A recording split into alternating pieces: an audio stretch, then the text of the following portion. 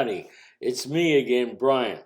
I thought I'd do a little a short thing on aspects of accountability, and then try to record it and get it off on YouTube. So I live in Southern Nevada, and we have the Southern Nevada Water District.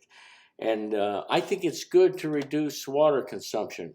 When I was on a submarine, we took submarine showers, which is the opposite of a Hollywood water buffalo shower. And that's just, where you turn the water on for a second, soap up, and then after you're all soaped up, rinse it off.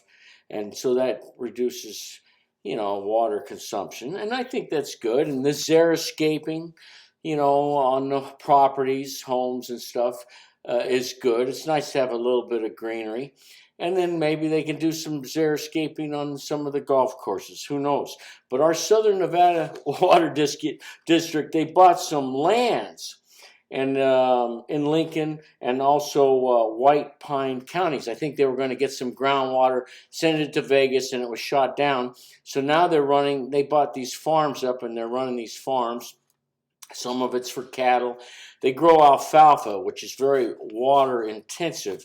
And according to one documentary, send 80% of this water intensive alfalfa they grow over to China. And that doesn't quite make sense. But hopefully, the transparency is out there. I don't know what the plan is. Apparently the law says they have to have something going on, growing or hurting animals just to maintain the property. But they are competing with other small farmers.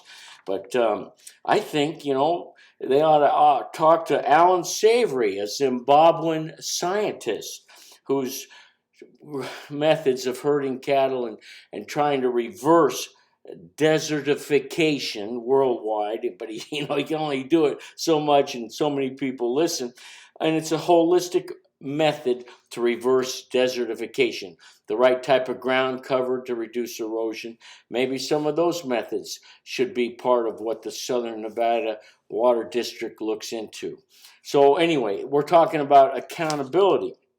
So there's so many subjects of accountability. I mean, I just saw on TV, 100 people showed up at a small store like a 7-Eleven, and they use the internet for everybody to get there, and then they go ahead and rip the place off. So that's kind of an accountability thing that, I could see a 14 or 15-year-old maybe doing something that's borderline, not the right thing to do just because you can get a little bit of an adrenaline rush.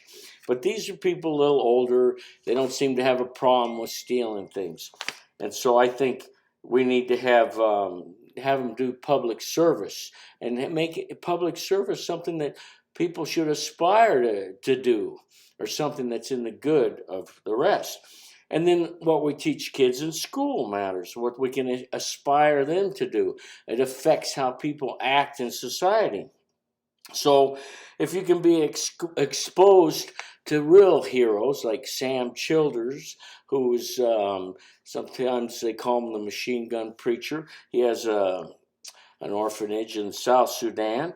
And Christina Noble, who has an orphanage in Vietnam. These are people we should want to aspire to. So when you're talking about aspects of accountability, what we teach children to look up to matters.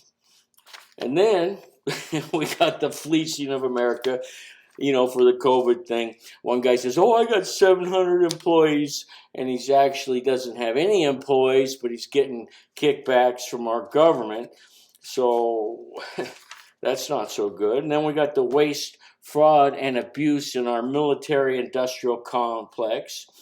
I remember, when was it? It was back in, any rate, it was second time I got out of the Navy. And then, I don't know, it was probably around 80, maybe in the early 90s. Oh, yeah, maybe it was 95. But anyway, Northrop Grumman built a SEAL delivery vehicle. It was supposed to be a little submarine for the SEALs. Spent millions and millions, and they stuck the lithium batteries so close together, caught on fire, and then the whole thing gets, scrapped. So that was a waste of money. Although, maybe they didn't delineate, the Navy didn't know exactly what they wanted, but hell, there's certain things that could be done to reduce. We spend as much as the next 9 countries combined, and with all the waste, fraud, and abuse, plus thinks, oh, and then I just met a guy at the gym. He says, oh, yeah, they built 17 of these ships out of aluminum, literal ships, something for smaller stuff, and they didn't make them right, and they got so beat up they could barely use them for water taxis, and then 7 or 8 years later, they're scrapping them.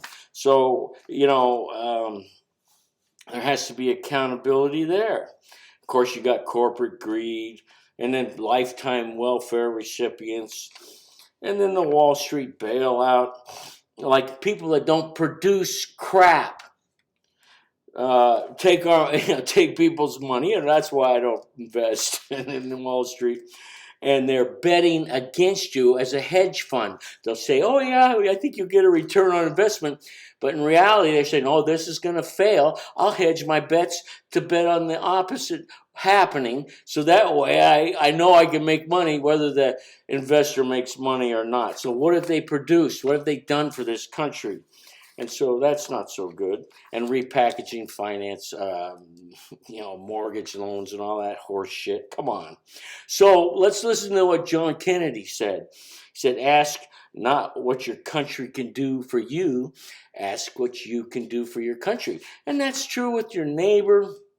And we need to become a stronger all-around country that is bolstering us up, whether it's getting education in the areas, where we need it. And if we know we have a finite fossil supply, we need some specialized ultralight vehicles and produce more products closer to home, yet still, have good ways of interdependence, but also have some the ability to be a little more self-reliant too. So I think we should ask, what we can do for our country, our neighbors, and each other as much as what we can ask what we can do for ourselves.